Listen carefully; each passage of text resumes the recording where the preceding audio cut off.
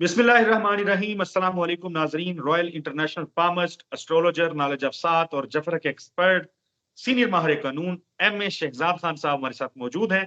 और इस वीडियो के अंदर हमने बात करनी है पंजाब के मैदान की। पंजाब का मैदान कौन जीतेगा, कौन होगा फातेह, कौन बनेगा वजीर आला पंजाब? अलीम खान होंगे, मरियम नवाज होंगी या चौधरी परवेज इलाही होंगे? इस हवाले से हमने बात करनी है। एम ए शहजाद खान साहब, गुज़िश्ता रोज कैप्टन सफदर ने मीडिया से बात की, कुछ लोगों से बात करते हुए उन्होंने कहा कि इस दफा मानसहरा की बहू जो है वो वजीर आला पंजाब बनेगी। उनका इशारा था मरियम नवाज की जानिब। क्या मरियम नवाज के सितारे वाकई इतने तकड़े हैं कि वो पंजाब की वजीर आला बन जाएंगी, या अलीम खान या चौधरी परवेज लाही उन्हें टफ टाइम देंगे? जी बिस्मिल्लाह बिस्मिल्लाह जी, अस्सलाम वालेकुम। और वालेकुम भी कह दिया करो। जी मैंने कहा है वालेकुम अस्सलाम। आवाम नु भी आवाज जाया करे ना, व्यूअर्स नु। जी जी जी। बड़ा खूबसूरत सवाल है आपका और बहुत बड़ा है। इसको तरीके से समझाता हूँ।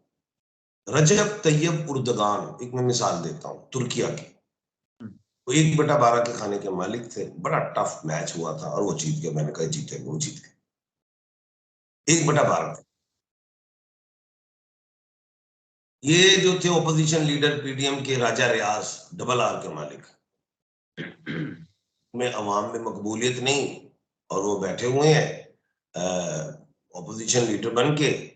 कोई परमिशन भी नहीं खान साहब की मेरा ख्याल से।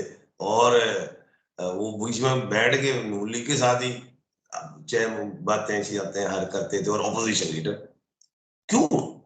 उनके नाम में पावर थी। RRR के मालिक 1/12 के जी। शहबाज शरीफ साहब, SS के मालिक 1/12 के खाने के मालिक।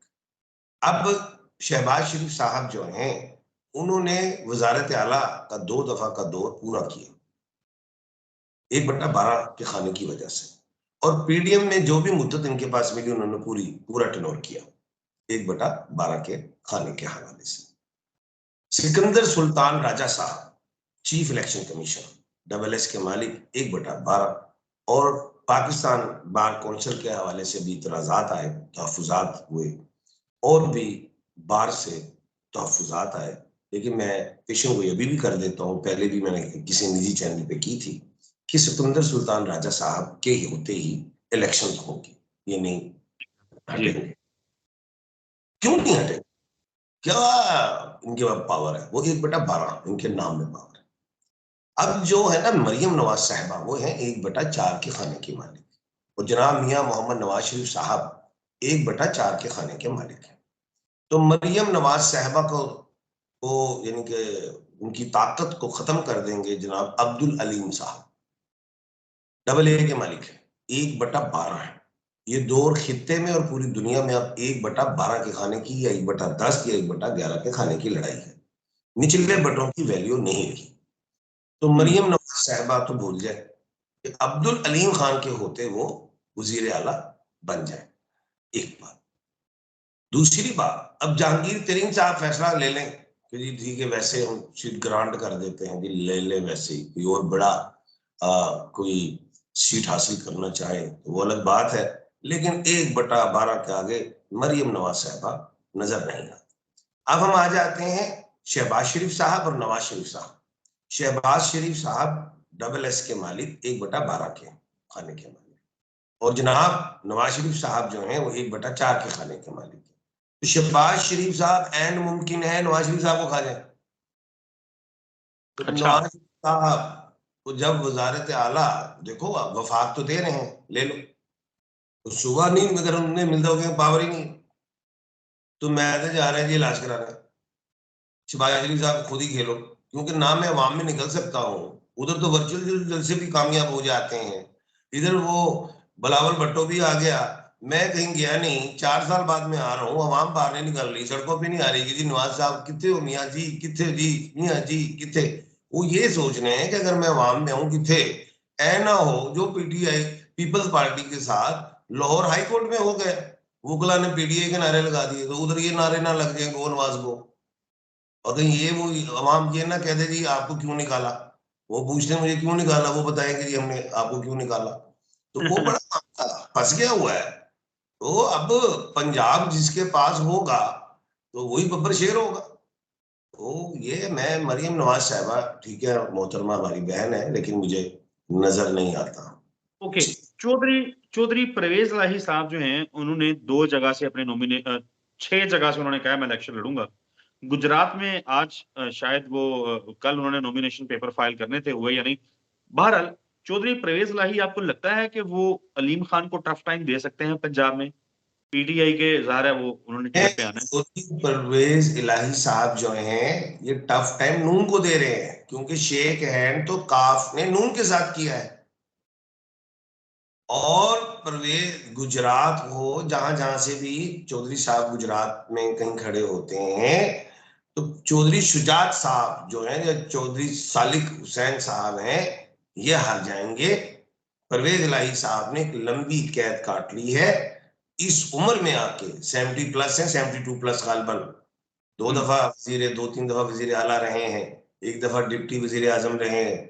अगर एक शख्स है ही स्क्रिप्ट है, तो वो कैसे डिप्टी वजीर आजम बन गया, वो कैसे 3 दफा वजीर आला बन गया? इट्स मीन वो एक साफ आदमी है और अपने असूलों पे खड़ा है, और वो अवाम को पता चल गया है। और मैंने कहा था जो शख्स जितनी लंबी कैद काटता है उसको उतना बड़ा झंडा मिलता है।